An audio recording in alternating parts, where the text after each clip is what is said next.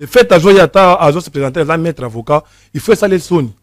Il y a quoi font la banque pour le par rapport à Makamou et l'équipe de ville à Kinshasa. Par rapport à Passion Bakino Bazan Kachakomon. Par rapport à venir sur le Koufi dans la ville province de Kinshasa. Mais lobby et si tu vendia, soit tu t'envoies dans le quartier, tu vendia Tamboka. Bato bako telemene bitumba. Bato bako sala nyon soza bilenge. Très bien. C'est-à-dire yende mutoza censé ya ko telemene bitumba za kacha est. Na détermination na ye. Ce qui a telemene lobi ke bitumba ezosil la. Maman jeunesse. Mais oui. Jeunesse ça na manga. Tu n'as pas nani. Pour nani.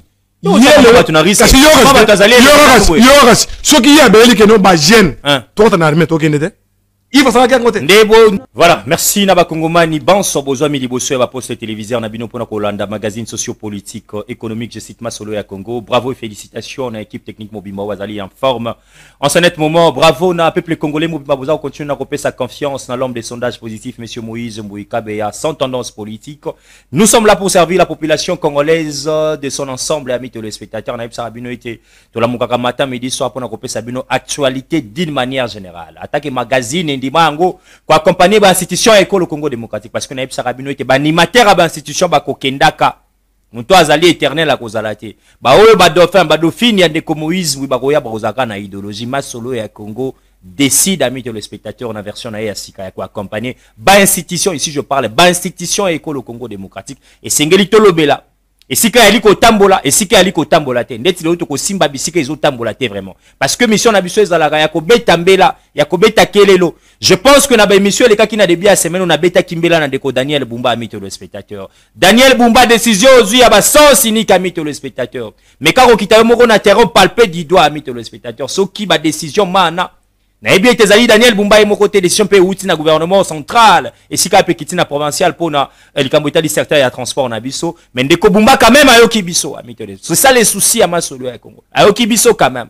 Les lobes comme on a depuis 2h du matin, depuis 2h du matin, amis téléspectateurs, à Bandiga central, à Kotambola boulevard du 30 juin, à Kititi na magasin pour na ko palper du doigt. Et je crois que yemoko amoni situation exacte. Il y a ba Kinois et Kinoises ndenge bazali na difficulté nanu parce que na Sabino yemoko aza ko lobango na ba interview na yo et comme ina nous à la hauteur au vu la Kinshasa alingi pour na ko sisa ba embouteillage. Mais bravo moi moké, Moïse Mbouabeti bravo moi moké amis téléspectateurs. Pour yo qui paie à Kiti. Contre moi, Daniel Bumba, l'homme des bureaux. Daniel Bumba, la bapongi. Mais on a Simno depuis 2h du matin. Azala qui n'a terrain, tant où yoko ronflé, Daniel Bumba a quitté pour palper du doigt. Réellement, na évolution, il y a 5 piliers na yaba travail yo abandaki pour na ko bongisa bisika ma boulou. Oh nyonso esie panzani banzela. Bumba a quitté qui peut na ko sisa likambotali embouteillage. Bravo moi moké. Na lobi moi moké. Ce qui a sali sous ma case to beti bravo ebele. Ce qui a sali tête ko dénoncer ami to le spectateur. Le autre lobela nini émission le lezel ngi makasi parce que na ebi ebele ndenge bazala na téléphone messieurs, vous voulez citer le nom des autorités. Ce qui autorité a sala mabe to ko tanga kombo na e. Tina suka. Ce qui autorité a sali malamu to ko betela kai maboko. Mais ce qui muto fa inanda ko na yo dirigeate, ozana intention ko dirigeate. Na lobaka ngo asoko kinga na tangi kombo na yo, kende ko porter nga plainte na instance nyoso yo lingi. Messieurs seulement au dirigeant commune Nabiso, au dirigeant territoire Songolo Pakala, aux ala ministre, aux sala mabe, yeba ke kombo na yo awa tokobo sanaka yango te tokositaka yango matin midi soir parce que même la constitution va toizo linga ba changer et pesibiso pe ningisa wana ami téléspectateurs. Le autre resola moi muke matali communication atata mokonzi wa ekolo. Natali na ba réseaux sociaux comment est-ce que baza ko critiquer matin midi soir. Le directeur de cabinet actuel, la chef de l'État. Monsieur Kinzo, je crois monsieur Kinzo. Comment est-ce que Bazako critiquer matin midi soir le directeur à communication chef de l'État à la personne de M. Rick Ning. Batowana Bazaï une incompétence notoire. Moïse Mbouite. Réseaux sociaux. Sauf que X na aussi ko yokotala ninge. Bako critiquer Batowana. Et j'ai fait cet effort. Yakoluka Bato Bakendaka. À cheval, quand le chef de l'État descend sur le terrain, na province Toawa, na Kinshasa, bah il s'abuse exactement parce que Babikuna est commis à ta ministère malam. Comment expliquer que récemment chef de l'État qui tina Kisangani, Batoba Kosala une semaine 6 jours. Et j'y cite ici les montants Bakoloba. Les communicateurs, Baloba communicateurs, Bakopé ça va 100 000 francs congolais. Pour 6 jours ou 7 jours. Moïse Mbouite, communicateur, vidéo ezali. Na bengi sipe moko, ata konde komoko ayaki alobiete, ebele ndeko Moïse Mbouite yamaka bazali communicateur certificat tata mokonzite. Ayebi bangote, bati kabilo komana ngana zali avocat. Et qu'on rattraper bango un jour, on est allé conseil à Pesek. aussi maman matali communication tata mokonzi to kolobela moi moki ami téléspectateur likambo itali ville province à Kinshasa na biso ami téléspectateur to beta masolo nango to kosimba lisusu likambo itali parce que constitution nga na lobby na kokota na ba débat affronté pour ceux qui na kota na débat affronté sengeli to za na bato oyo bakoma bato batangeli mibeko likonzi bato batangela kayango parce que lelo na mama amapa na ba sayer ba omolo la constitution na moni bato ba ko tumba pine na yeko la ndeko zo tumba constitution ozo tumba pine pour ani singa ndeko Tshisekedi asima constitution na biso te changement kutameka kutu te oh ameka te mon ami na sayer na moni asimi bude mupanzi je me suis dit est-ce que ndeko wana moka na ngai Congo amis téléspectateurs on va commencer cette émission mais bravo quelques informations rapidement avant tout banda masolo ya Congo ya lelo sengeli bo retenir que le président de la République lelo azali bongo na Uganda na tête à tête na homologue na epona kosola toujours na ba question itali est de la République mon conseiller mokazali déterminé kopé sa kimia na ba compatriotes congolais ndenge alobaki yango à cheval et en même temps sengeli na epsa na ba compatriotes congolais manso o bwanaki kotambuisa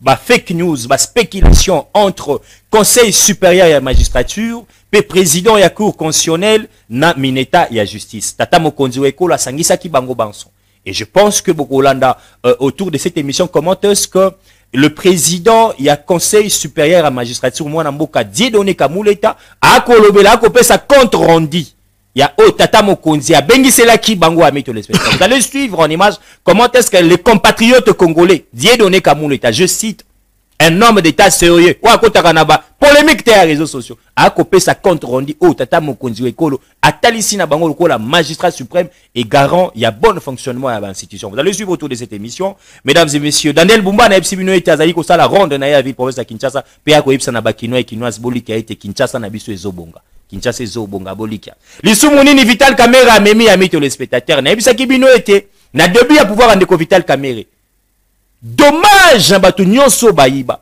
dommage na miyibi nyonso batami na union sacrée Vital Kamerhe bopesi assemblée nationale boyiki ate ba kombo na bino ba commission zo tchama en place ekoluka bino je vois na ba plateau ya télévision ba communicant déjà ya quand X ba komiko ko s'attaquer na président de l'Assemblée nationale justement parce que ba mener déjà ba enquête na bango pona ko talisa yoyo ya ba congolais bazwa ba auteur ba commanditaire nango Assemblée nationale eko simba bango parce que ben touchable basalité. Bravo à monsieur Vital Kamerhe. Nous attendons ça. Peuple congolais azali kozela yango ami les spectateurs.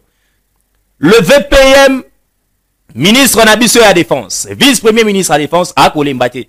L'infatigable mon amboka maître Guy Kabongo Mwadiavita na ko ebsabino toujours na province ya Tanganyika sika kitaki bongo na territoire ya Moba. Et si Kawapi azali ko continuer na ba séjour na epona ko talisa mission tata mokonzi wa ekolo Félix Antoine Tshisekedi Tshilombo pesi na e ya ko redynamiser forces armées na biso ko tala ba situation ko palper comment est-ce que ba ima pinga na biso basi pe bana na bango na ba situation ezali et puis ko contrôler ba base na biso aérienne nyonso ko contrôler ba base militaire lo lengikani ezali ko tambola pona ko pesa rapport à qui des droits bravo na mwana mboka Guy Kabongo Mwadiavita oyo ba lekali boso na yo na mona nanu ba tourner ote bazaki ba ministre ba bureau ba lobité biso dans administration a gérer ka papier mais Guy Kabongo Mwadiavita ko laksa biso sur terrain na bisiko ba compatriotes congolais mususu bande ko yeba lisusu te ah ndeti na Moba ba compatriotes congolais belé ba yeba ki soute Moba tozali kara toujours na province ya Tanganyika bravo na mwana mboka Jésus Noël Cheke wazali ko représenter bongo le gouverneur ya ville province ya Kinshasa na deuxième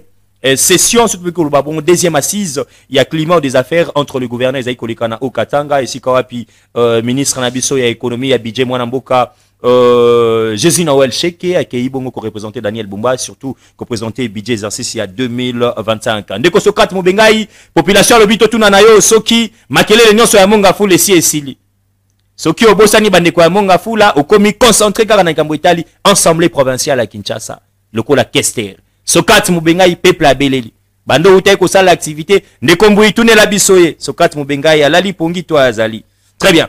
Voilà, amis téléspectateurs, quelques informations de Bongisa Ipona Yabino. Ndeko Fabrice Faba Azali Bongo, communicateur privé à chef de l'État, Félix Antoine Tshisekedi Tshilombo, a ekota la biso. Mais na ebité soke ko so aye, yé tata mokonzi aye biye. Boye bango tout à l'heure autour de cette émission. Mbote na omona Congo. Mbote ndeko Moïse. A forme. Zamba zo ba télévision neto kutani sulelo. Annonce nanga e fragilisé au moi moké. Hello mon rotin. Pona moni obandi émission na malili mbote lokwana loba communicateur à chef na banda ka boy na zo matameta opesa biso les sons na opesa biso parce que yé ba outil ko gérer province et surtout province à Kinshasa. Très bien. Ndenge oti koloba ke non ba misusu bazaka na ba biro. Makambo yo Bumba do sala ngo na 6 mois ou bien 5 mois na ye. Il y a sali encore 5 ans koki ata ilo mo côté. Par exemple, zanda ngo na tiki ngo ndenge za wana. Bijou zando batikeli biso. Ba décennie à décennie ba bitambola na Afrique. Et sili na nuta.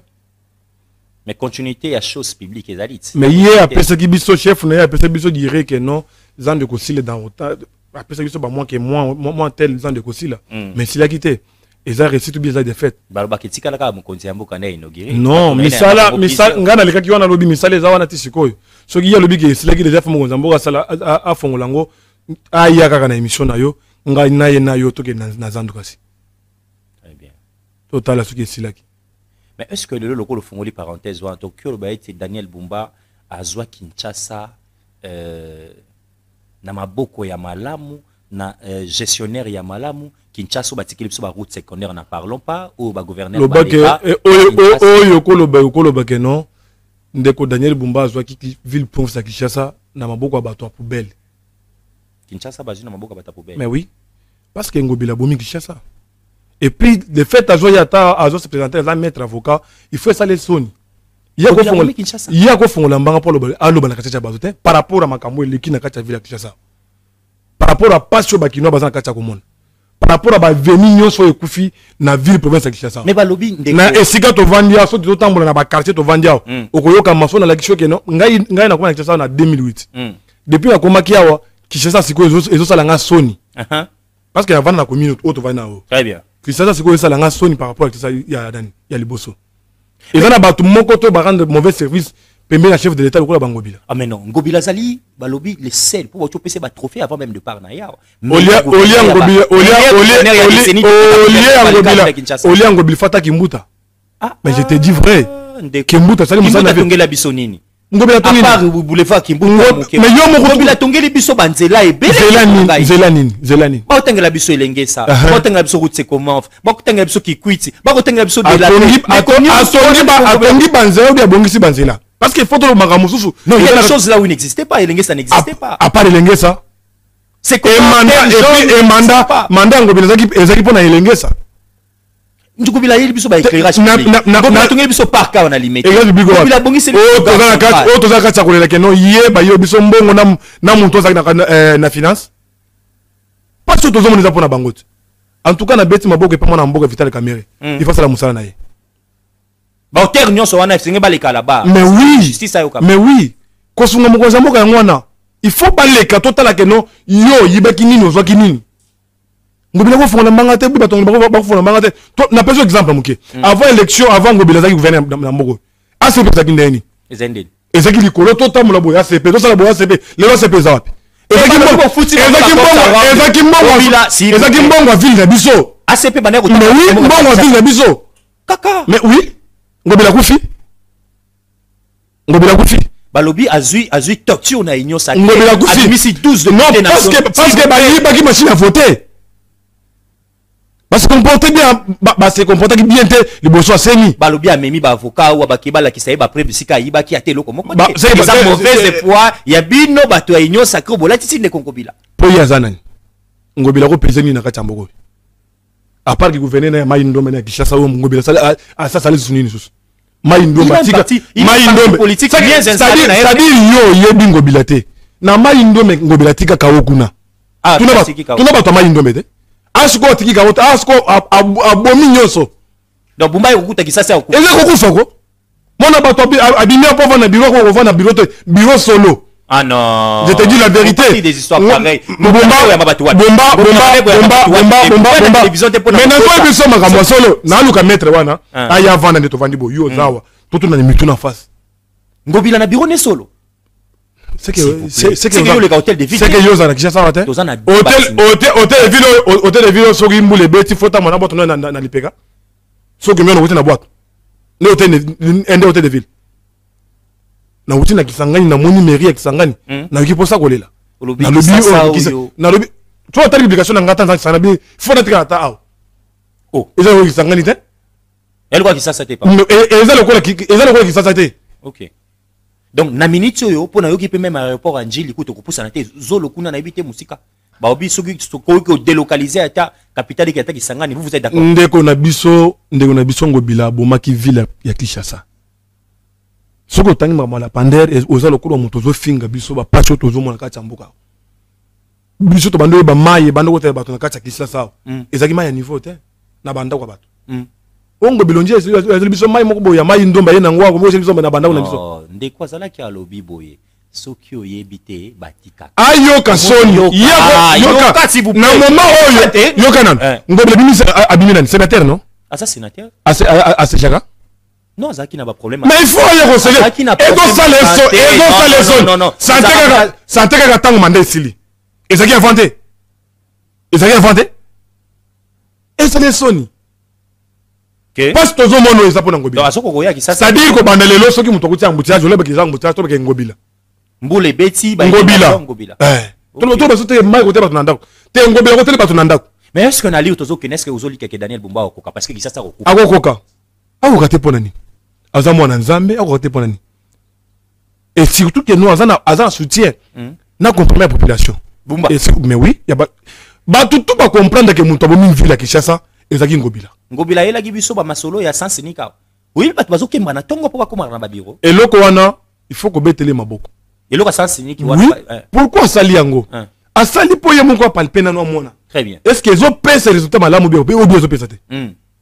Soki pèse résultat malamu donc continue ta mususu. Soki ke ko pèse te. Tu ko tele miso to ke na phase mususu non? Très bien. Mais comment y a ça mon bureau? Non, moi na mboka Daniel Bumba na betele maboko, il faut continuer bongo. Mais ma beza que non, au côté qui ça kokufa. Yo oza journaliste non? Na kotanga kombo chaîne te parce que toza chaîne mususu. Ndeko na biso nani s'appelle comment? Gouverneur ka comment nani? Na bida comment les sociétés. Ngobila. Avant na émission moko, azo sa émission le bi que non. Ndingi na solo no boy. Baba neza ko sala kasai déjà. Kasai ya bawo bando sala. Eza kasai ya kana ngato ya mbujima ya bando sala. Aveni kasai yango na ye depuis abanda depuis ba lika mona ti lelo. Eza ka ndingi za ki wana. Na comment omitu na pona okende beau marché? Nzele bana. Mais ngana vana beau marché non? Okenda nzela ni. Il faut que nous côté à Funa. Là que nous côté à Première Rue. Kasai moyen pas. Kabamba moyen pas. Kabamba moyen pas. Même à aux boulevard. Kasavubu, il y a pas moyen. Ce qu'on le bagage Bumba sali. Wana nyonso. Ngobila. Nani Ngobila sali. Yé bolamu na yo asali biso. Ezaka banzé ba mbele biso. Fatina beto à part wana ici. Non, soyez reconnaissant. Mais je n'ai besoin comme clair. Soyez reconnaissant. Yé bolamu ya moni pour na kosala. Bolamu ya moni pour na kosala ezaki ya kobuka zando na biso kosala mususu. Akozwa mayela azaki na ngwana te ayiko tonga ngona kati ya maluku. Zando atongo. Akotonga. To c'est la Bumba. Akosala azamona nzamba. Akotonga biso zando na maluku. Azamona nzamba akosala. Bumba azaki mwana nani? Nani? Ndekongo. Bo bato wana baza ba place na bango mais na dasa sike Bumba azamona nzamba akosala. Azamona nzamba akosala. OK. Topesa confiance. Topesa te. Tozopesa confiance. Vous avez une chance à 100% bakino. Et puis na bino bataille de personnes. Nani misango bila na plateau. Ngai femme. Na masolo ya Congo. Mbanda na ba émission le susu tala nani. So na bimselo. Mukolo liboso Bumba ya nani ki s'appelle comment Ngobila yao. Ngai bato mbuma citoyen ba ko lukanga. Ba pesinga ba plan nyonso tu ndenge mai ndombe leka. Ba bisinga mutu aza kao pour la ville province de Kinshasa. Yo chete mbolo. Oyambinga na ibise ke no oyo to tchena ville ao. Ville okufa le liboso. Na ibise ke na plateau na yo. Wana bomba ko to abinyata wimana mte. IDPS na biso bimisi kanina na ngoza ki lora bato mona. Très bien. Na ibise ke pona Ngobila. Eza misère ya ville oyo. Il vaut mieux lora bato mona. Bato bayebisanga ke non o azamo na mboka awuti na mai ndombe. Songo ngai na za bato uti mai ndombe. Mai ndombe kufi. Mais là to Très bien, ce n'est pas une émission consacrée à Gentini Ngobila Mbaka. Bon retour, nos compatriotes congolais, monsieur le sénateur Gentini Ngobila Mbaka. Oui, bien que nous avons analysé. Très bien, tout cas, chapitre à Kinshasa, monsieur le sénateur. Et je pense que comme on a le lien Kanya CP Koyambaye à Kinshasa. Ah oui, amène des gens libres. So tu as aussi meeting monsieur na stade, ton stade. Au but en parenthèse, wana, les kaka na elom sous solo balasimo. Très bien. Mais oui, bien que batubeli bazolo balikamwa bino ba communicateur ya tata mokonzi wa ekolo. Mais tu sais comment ça la passe na soni. comment expliquer qu'à l'époque de Joseph Kabila Kabang, on n'a pas vécu, hein, ni dans le côté français, balobaka. Ni au sotozo mon abino, maître ngate, les soi-disant communicateurs du chef de l'État. 1. Même le chef Yemoka et Bibinoté. 2. Les services habilités et Bibinoté. 3. Ministre et la communication, porte-parole du gouvernement, porte-parole du chef de l'État, à Bibinoté. Tu te réveilles un bon matin, je suis communicateur privé, les sous. Ndeko Moïse, il fallait que le bango le kola mutuna. Tant que tanga maître Yangobila, on dirait eza ba mbongo ba yibi na ville ndé komi ko salé ba retour wana. Yo kana ibisao. Soki ba service ya mokonzi mboka yebinga te. Ngana ko na carte te. Carte ni. Carte na ba communicateur. Et le bossonga. Ils ont carte d'accréditation tous na lobby carte na lobby na zolo ba no carte. Et le ko mi balé. Activité nyonso ya mokonzi mboka ndenge le kaka. Na zana macaron na kingo nanga. Très bien. Macaron na zala ka na ndako nanga te. Ba service ya mokonzi mboka yebinga. Et puis na ba macaron nanga ba ko makaka communicateur privé de l'État. Communicateur privé. Mais oui. Na lui bien na macaron nanga ba ko maka communicateur privé de l'État. Mais il y a un problème. Ezana batu kokota midena ngate. Ezana batu oyo ba ye kozwa kombwana ba komi ko sala na ndenga mabe. Kombo communicateur. Voilà. Très bien. C'est là où nous avons profité pour na kopesa ça félicitations et pas mon konzi na biso. Oh ya communication ya mokonzi mboka mais c'est Eric Nindu. Yo pesa félicitations. Mais oui, pour na ninte. Kaka. Eh oui. Na baninga na yo ba uti kisangani awa ba video. Nazo bande ko cha video. Ponga mota na lano na tongo. Soki oche video wana. Ngana biso boy. Ngana mibengi na sa communicateur privé chef de l'État. Ba misusu ba mibengi pe ba za communicateur chef de l'État. Mais to go la page na bango. Soki muto communiquer avant francophonie. C'est que aza communicateur solo. Avant francophonie. Oui. Ba tout wana ba yeka na sima francophonie. Mutu mon côté akoya pour na ko attaquer mon konzi ou bien directeur cabinet chef de l'État. Très bien. Que non à Pesibiso 5000. Non. Il y a des vidéos. Mais yo lobby wana. Et ça y a solo. Mais nous répondre à bateau ba vidéo na ba réseaux sociaux. Très bien. Biso to banda makambo communication c'est depuis 2019. Je me rappelle ngana ebiango depuis investiture je crois voilà. Activité. Très bien. Depuis to bandango toza na ndenge to fonctionnaka. Ba pesa bino mbongo ba pesa te boya kaka. Tozo travailler pour na mokonzi mboka. Très bien. Et puis tant to bandaki yango tozaki na idée kutu ya mbongo te volontairement to bandaki yango na idée ko sunga mokonzi mboka. Très bien. Et surtout que no toza ba na IDPS. Ah donc ba communicateur privé bazalaka ba na lobby tant to bandaki yango. Na lobby tant to bandaki. Na lobby tant to bandaki yango. Très bien. Tozalaki ba na IDPS. To bandaki ko sala poto sunga mokonzi mboka. Parce que to kotaki que no communication na ye eza na masens mo boy bazoke nango. Mais na moment wana ezaki makamba FCC cash. Très bien. Pour que ndebie photo que loko moko boy. Nde to kaye pa ya président Jekobe. Très bien. Ah mokonzi mneza ka Jekobe ya. Aza mokonzi na biso. Yende muto pesa biso idée. A lobby ke. Ko leka kama kama boyete. Mais na lobby aza mokonzi na biso. A lobby ke. Pona ko sunga mokonzi, il faut bomi pesa ta comme communicateur privé du chef de l'État. Na sasa ko sunga ye parce que moment toza oyo na Twitter eja ko beba. Très bien. Tala Kabila a financé batu boy, tala boy. Mais pour na ko sunga mokonzi, il faut to sala. Ça c'est Jekobeya. Et puis to sala ngo na mbongo te, na motema na biso moko. Na omi so photo moko boya parce que c'était franga et elle kuna. To kay voyage le bosso na mbujimai. Voyage le bosso chef qui na mbujimai. To yebite to ko leka ndenge nini. Très bien. Il faut chef qui na kabeka mo. Ngai na 25 kanyem. To mati na moto moko. Ah azalaki na biso ape. Tangu toke lela kipe. Tangu tokei to komi na kabeka mo nga to mikuti olimisaka pona terre to zoki. Et faire qu'on va na moto des personnes. Na lobby bien na intérêt ya mbongo te. Tozo viser que notre banozo mbongo te. Très bien. Tout ça lango attaque no ba congolais. Tout ba que no ba congolais. Tozo sunga mokonzi na biso. Très bien. Et surtout que no ba na IDPS na moment wana. Mais yo kutilika mwango ndenge zalaki. Ceux qui va pêcher motivation il y a 5 000 francs comment on peut critiquer ngo. C'est là où nous avons félicité. C'est là où nous avons félicité dans mokonzi. Na biso, c'est-à-dire j'étais le cabinet, na mokonzi na biso communication. Parce que bato bako luka ko tout ni sabango mitu pamba.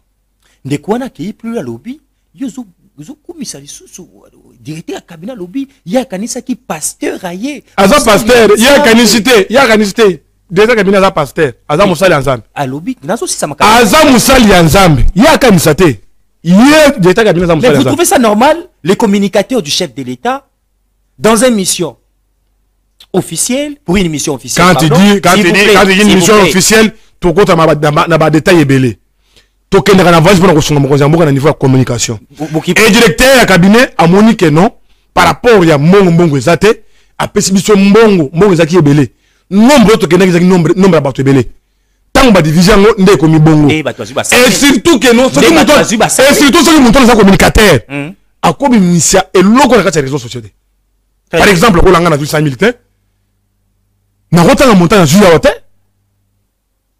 Mais comment yo okoloba que nous communicateur chef de l'État okozwa soki ya solo 100 000 francs okomisa na réseaux sociaux na intérêt ni non c'est choquant non intérêt non il faut to yeba intérêt il faut to yeba intérêt il faut to yeba na ye mais ya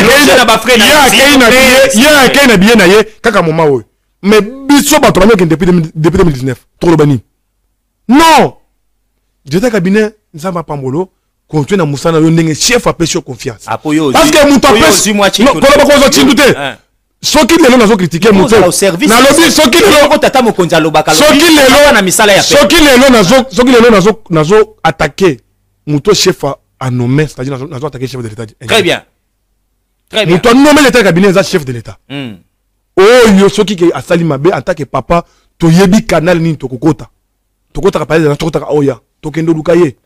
Mais biso mo sali mabete na sepeli na réflexion ya ndeko yo na ningi na accompagner yango na ezali interpellation moke po ebisa na bandeko na yo ba communicateur mususu privé pe ya chef de l'État na mona ka bango ebele ça ka moi pasi on s'appelle communicateur du chef de l'État mais bazoli kana ba plateau sérieux ya télévision pour tirer à la personne de Dieu donné comme l'État eza soni eza kozanga koyeba très bien ndenge tozana oboye ndeko Moïse na yoki que chef de l'État a nommé yo par exemple na cellule de communication aux administrateurs aux nani c'est-à-dire chef a moni importance na yo très bien amoni mayele na yo atanga na yebike yo tangate na ba bêtise le chef a nommé déjà ngana mibenge na communicateur privé chef de l'État il faut na kitisa mutu na te wana pesa ko sunga chef te yo ka pona nini notre truc te zape ko sunga chef te stilo ya chef ba kondana ka yango te non chef toza na manière nini toko kende nango pona ko yebisa chef que non chef au moni place oyo eza bien te mais est-ce que vous que chef a yebisa ki biso na investition na prestation serment na yeke erreur ya passé ko zonga te na kati ya réseau société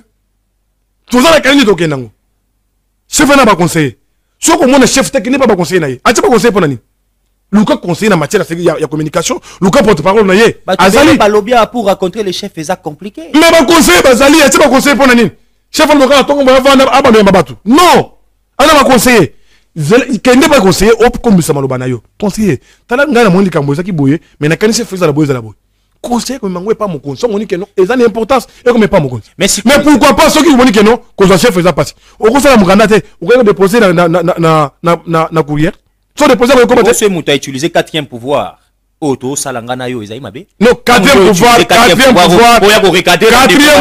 et pas mon conseil mboka te mon conseil on critique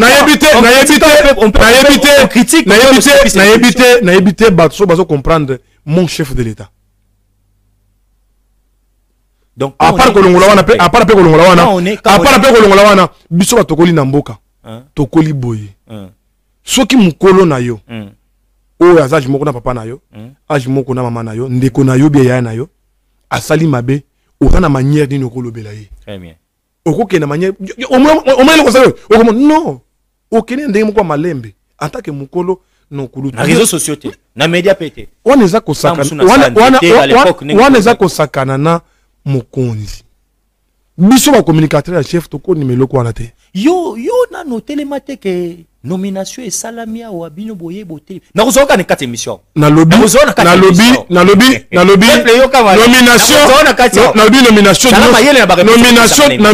nomination plutôt nyo so chef ko nommé pour nanga eza iyo ce qui est bien te na biba service na ko kende na ko yana ngo awa mais yo yebi to sa no ba émission ebelé na pesi mbote le ministre des terrains depuis que Félix Tshisekedi Ali ministre à Bilenge oya zoba initiative, je cite le docteur Yves Boncoul. Yo na ba plateau nanga à télévision. Combien de fois tira ministre wana? Tirer ministre dans des Ah, combien tout nanga? Tu connais la réponse. Ministre incompétent. Non. Ministre wana, je n'ai jamais pas vidéo. Voilà. Na banda yoka na banda koloba par rapport ya likambo ya Conseil national na ministère de la jeunesse. Conseil national les a le la société civile. Et ça en politique. Jamais ministre qui ne se mêler. Ils ont dépendre. Mais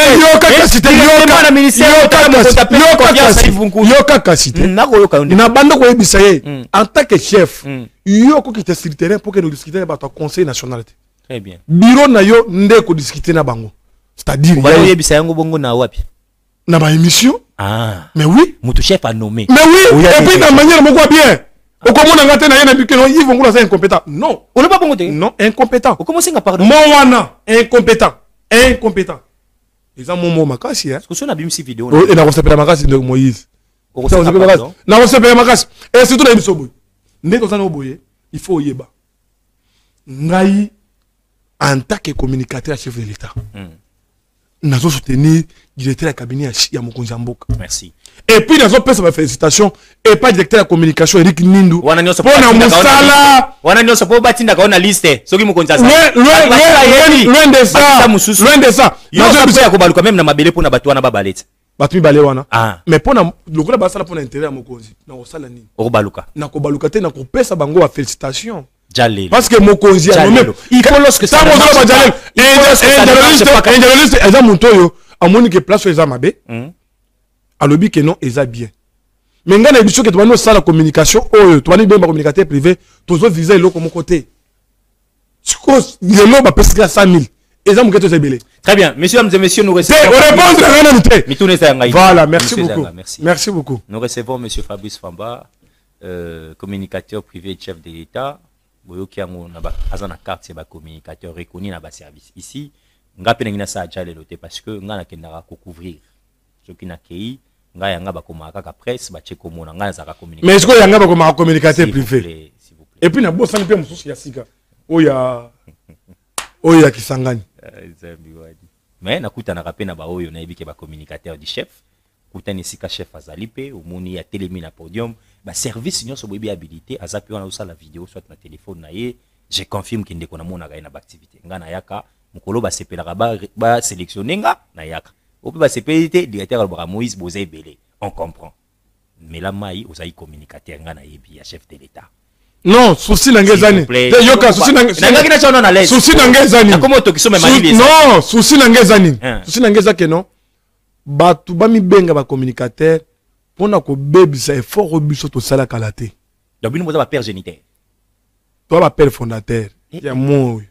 O so la ninga bien à reconnaître que mon toi pesa biso bulwana et la président Jacob.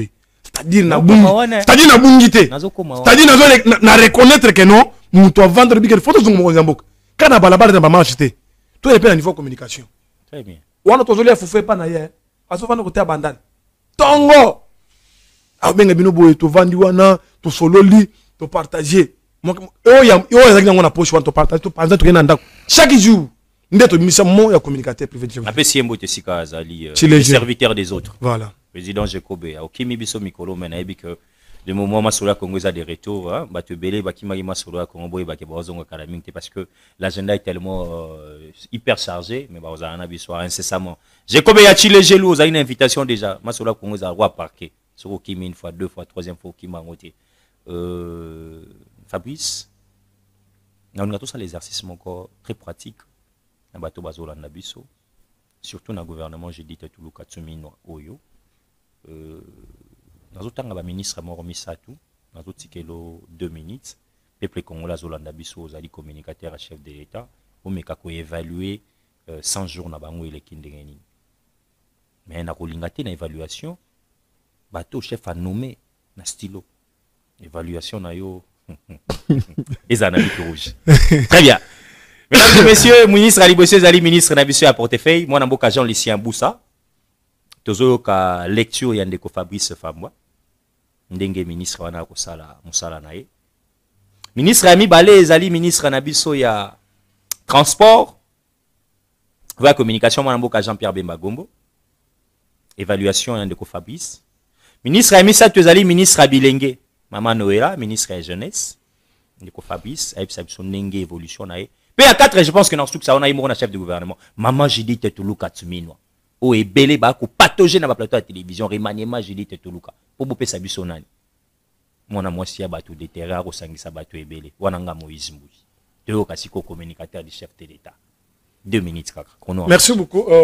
Nako banata na troisième on a son matin, non? Les uns des autres dérangés. J'ai dit, ok. Chef du gouvernement. Et l'autre, Aliboso, la petite félicitation et pas à chef du gouvernement. Le fait que nous avons confiance à Mokonzi Mboka, tu peux félicitations. Mais la place à Mickey, où est-il qu'il peut rebondir parce que maman il n'a qu'à bana makasi. Surtout Zabana naïe. Très bien. Maman dit t'as l'ingibiso makasi plutôt Zabana naïe. Très bien. Alors ça peut Moussala Nebia. Moussala Kitoko. Mais c'est besoin jeunesse. Na PCP félicitations ici Kazali pour na effort wa zana katia ko sala. Na mona ki na Chikapa akiko sala ba effort wa zo sala na mona ki na Kisangani pe me mare to kutana kite.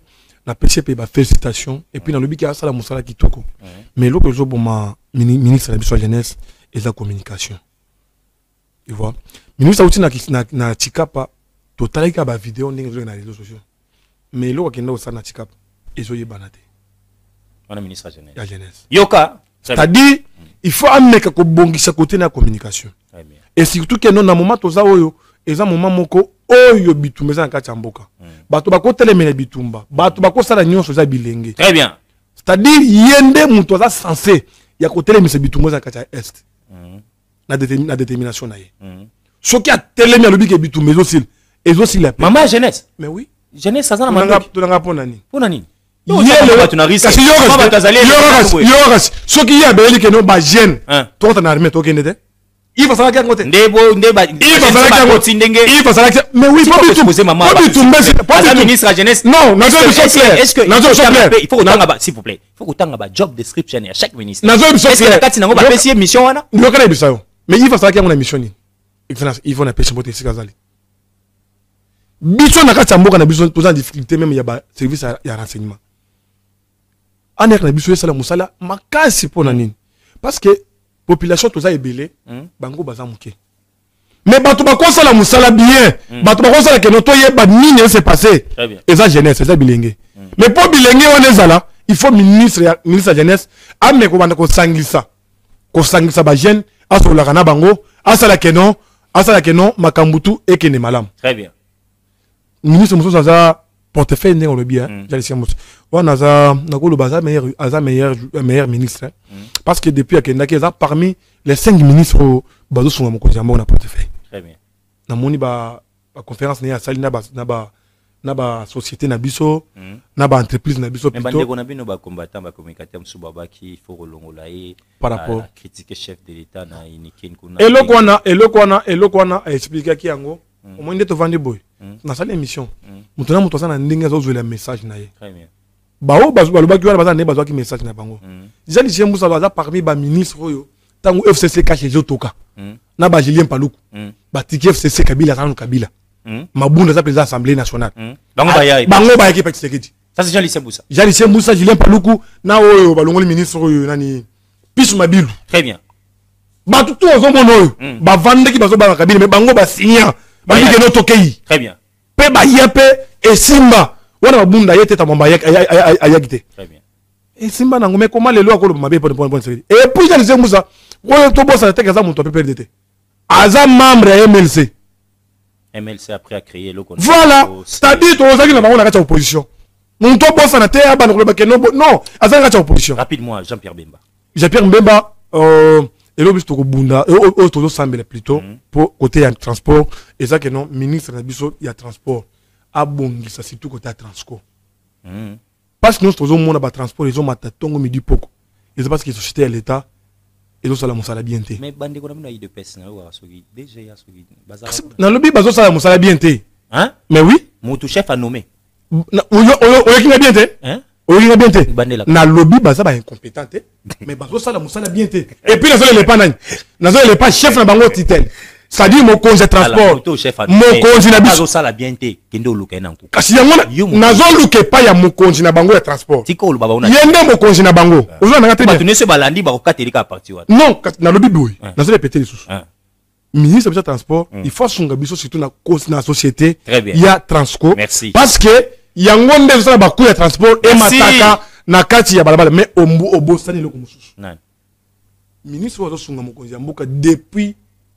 gouvernement ya siko ekota il est ministre de la finance so bosana ngo seuza ngote mabe il fallait que le bango le meilleur ministre azaï mon côté voilà c'est-à-dire au bosana ki ba mususu de deux fois malikon voilà tuuti na kisangani faut tala musalo wasali ba communicateur ebe ba ko funda ye na lingi pe c'est-à-dire na ba terrain mususu so ki muto lobi ke dudu a mobiliser na kisangani te mon tour azan de quitter azan de Satan merci oh musalo to moni kuna na makambo to moni merci très cher ami téléspectateur tout aussi ça masolo ya Congo lelo na rubrique na bino en fait ebele batu na ranga pourquoi ochaka yango na esa bino batu na zo chawana o yebi ka gera to a gerate o yebsinga na la photo na ye mais batu immense komona na kolekisa wana soit a gera soit azo gérer soit azana kati ya gérer parce qu'on a chaka bango na bit ni na chaka bango na bit ya relaxa bino peuple congolais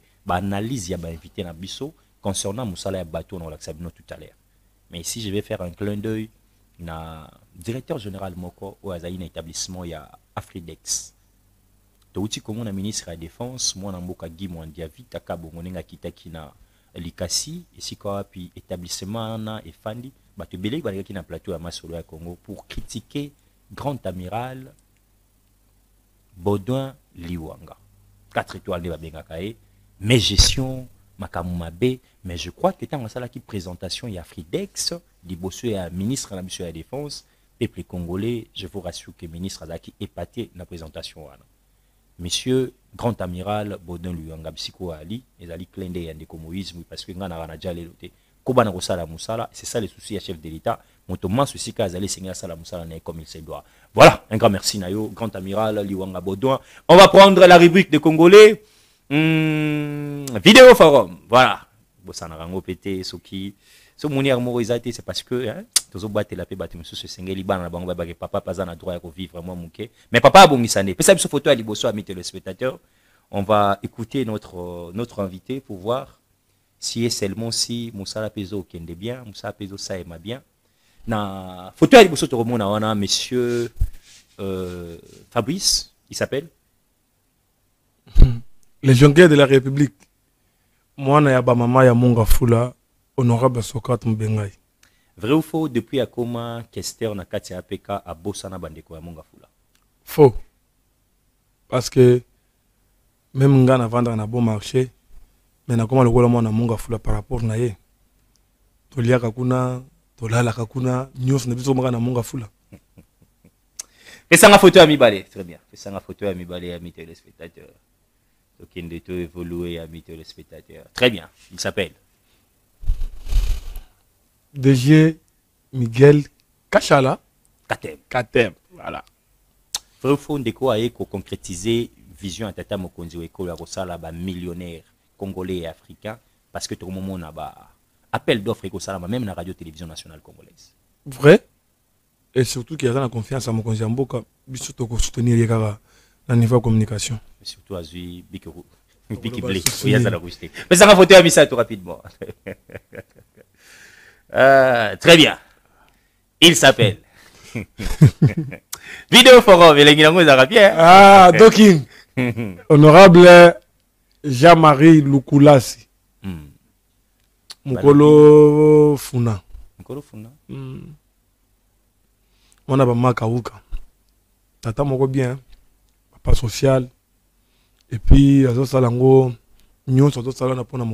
sans flatterie tant que honorable Jean-Marie Lukulasi PCA na KTNPP s'il faut constructivement critiquer défaut yo monaka même sur le plan de communication défaut na ye on a monaka o ya ko bongisa zaka keno alingi bakino mingi femme reso ko bongisa bolingoleki makasi on a déjà l'auto défaut na lobi ko ba déjà l'auto ngana za pembeni ya honorable Jean-Marie Lukulasi nazala pembeni ya mutu oyo nayebi bolingo aza nango donc nasali erreur ya kocha fona mais yo moko nde mutu otie bafoto na yo moko nde mutu otie bafoto na yo pesa biso photo tokende rapidement aussi ça masolo ya Congo pesa biso très bien.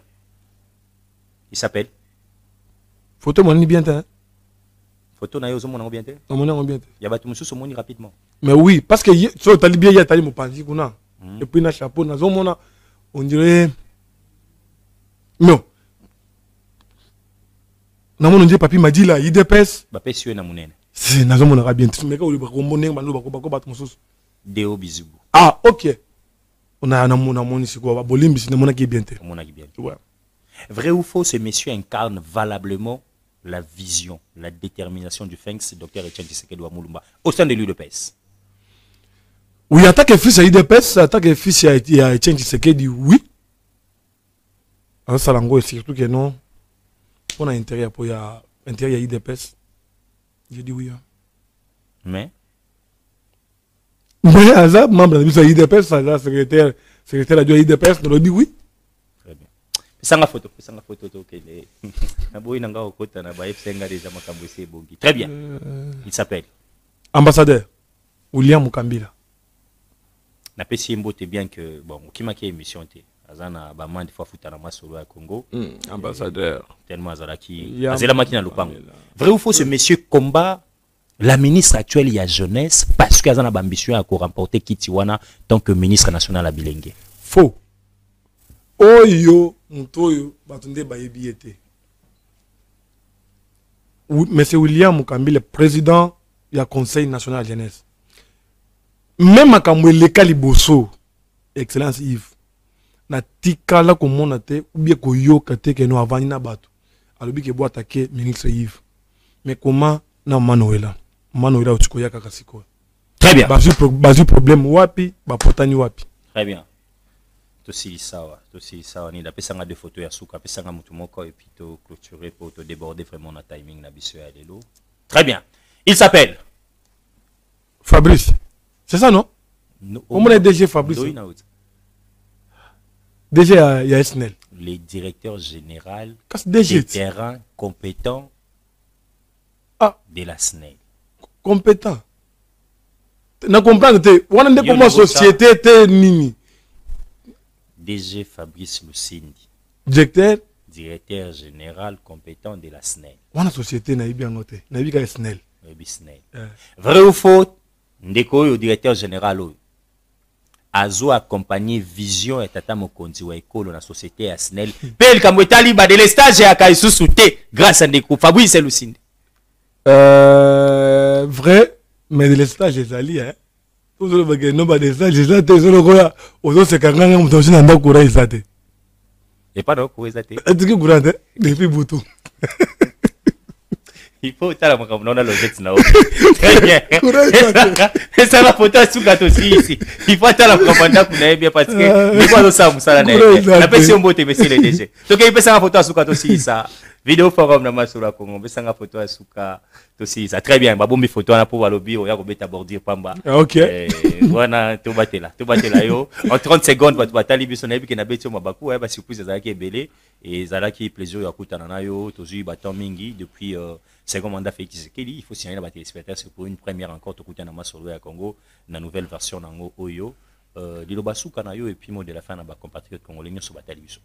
Et c'est on engage ça que non merci beaucoup pour l'invitation et surtout que non, nous avons les Congolais ni surtout appuyer, accompagner mon conseil en boka. Bitumbo et ça bitumbo Congolais mon côté, bizarre chef de l'État mon côté. Bitumbo ça pour na bisonyo surtout Congolais. Et si que komeli il faut to fongo la mise. Tala le lolo nde on a biso Frank Diong. Ala na Rwanda alobi ceux qui Rwanda ko appuyer biso pour benga na Tshisekedi, c'est-à-dire to ko appuyer, to ko sengaya. C'est-à-dire que Bengana wana, tant que Rwanda koya pona pour chef de l'État. Il faut ba Congolais nous tout au fond la mise.